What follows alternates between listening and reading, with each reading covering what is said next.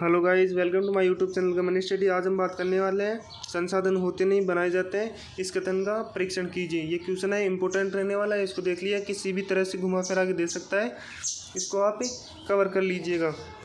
देखिए इसमें क्या कहा गया है कि जो संसाधन है वो होते नहीं हैं, उसे बनाए जाते हैं।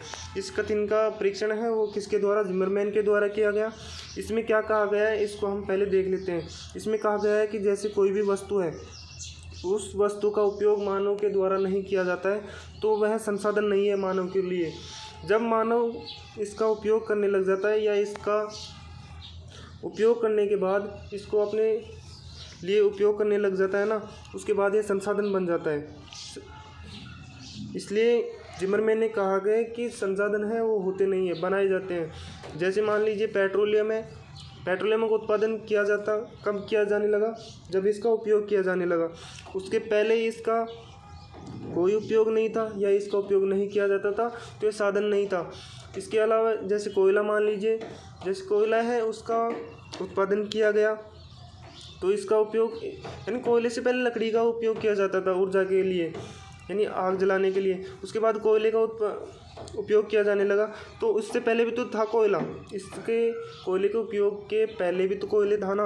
उसके बाद इस कोयले का उत्पादन भी किया गया और इसका उपयोग भी किया गया, तो ये मानव के लिए संसाधन बन गया। ये बात कही गई है कि इसमें संसाधन में कि जो संसाधन होते हैं वो बनाए जाते हैं, मानव खुद बनाता है संसाधन। और जो मानव खुद नहीं बनाता है या मानव के लिए जो उपयोगी नहीं होता है वो मानव के लिए संसाधन नहीं कहलाता है। यानी पृथ्वी के ऊपर संसाधन वही कहलाता है जो मानव के लिए उपयोगी होता है या मानव उसका उपयोग करता है। इसमें यही बात कही गई है, इसको हम थ्योरी के रूप में पढ़ लेते हैं। तो शुरू करते हैं। जिमरमैन का यह कथन कि संसाधन होते नहीं बनाए जाते हैं का उल्लेख उसकी पुस्तक संसाधन भूगोल में किया गया है। उसके अनुसार प्राकृतिक संसाधनों की पहचान प्रकृति प्रदत्त पदार्थों से होती है। प्रकृति में अनंत पदार्थ हैं और वे सभी के सभी मानवीय समुदाय के प्रति तटस्थ हैं।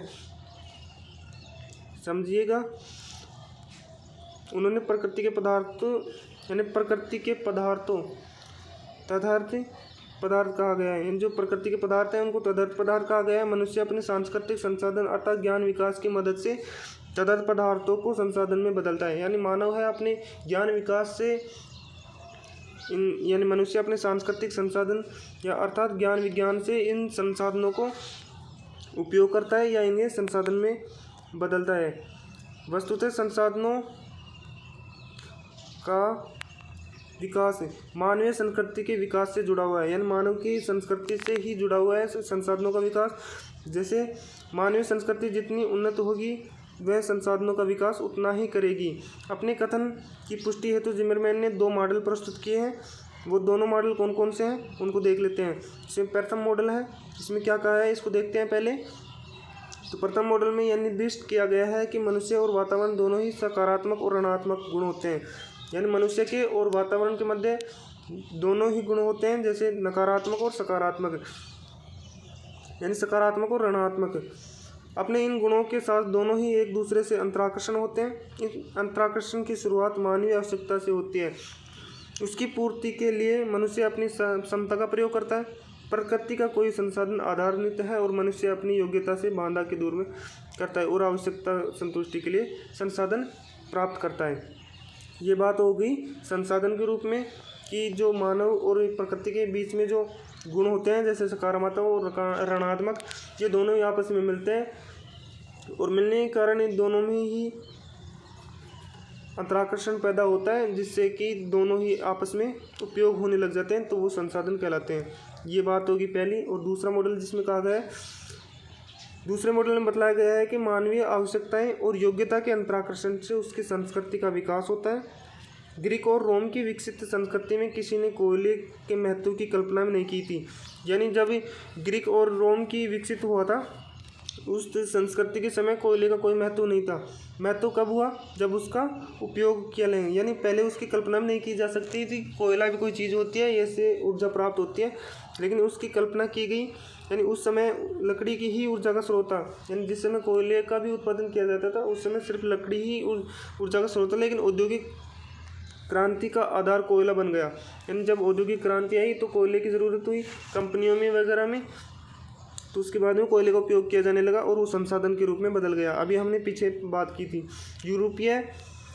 यूरोपियन लोगों की बढ़ती आवश्यकता ने उन्हें मानवीय संसाधन की खोज के लिए प्रेरित किया और औद्योगिक क्रांति उसी के देन है। यानी जो औद्योगिक क्षेत्र है उन्होंने ही इस कोयले को खोजा और प्रेरित किया। औद्योगिक क्रांति उसी की देन है इन कोयले की। यदि कोई संस्कृति परंपरागत और रूढ़िवादी है तो उसके द्वारा संसाधनों का अत्यंत ही सीमित दोहन होता है। इसके अलावा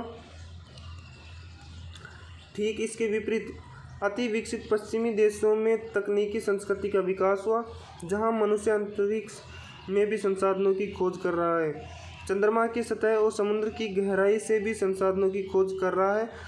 नॉर्वे जैसे देशों में समुद्री सतह पर कृषि करना उसके उच्च तकनीकी संस्कृति का द्योतक है।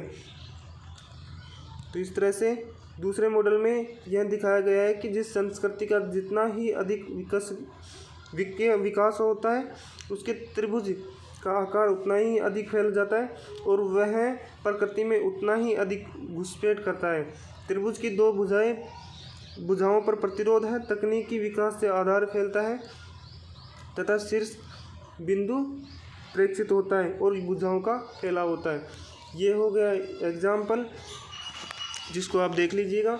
हमने बात कर लिया है संसाधन होते नहीं बनाए जाते हैं, यानी इसमें जो पूरा सार है वो यही कहा गया है कि संसाधन वो ही होता है जिसका मानव उपयोग करता है या मानव अपने ज्ञान विकास की सहायता से इसका उपयोग करता है। यानी ज्ञान या विकास से, यानी अपने विकास से या अपने ज्ञान से, अपनी संस्कृति से इन संसाधनों का उपयोग करता है और वो संसाधन कहलाते हैं।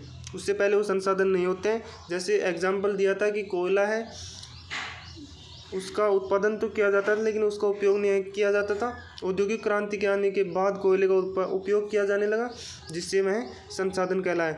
इससे पहले पेट्रोलियम भी उत्पादन किया जाता है, लेकिन पेट्रोलियम को उपयोग कब किया जाने लगा? जब गाड़ियाँ वगैरह बनाई जाने लगी या ऊर्जा के रूप में इसका उपयोग किया जाने लगा, तभी ही यह संसाधन कहलाए। इस तरह से आप भी देख लीजिए। तो आशा करता हूँ आपको समझ में आया होगा। तो समझ में आया हो तो लाइक शेयर कमेंट वगैरह कर दीजिए। इसके अलावा आप सब्सक्राइब भी कर लीजिए तो कॉलेज से संबंधित जो भी नोटिफिकेशन है मैं आपको दे सकूं। Thank you.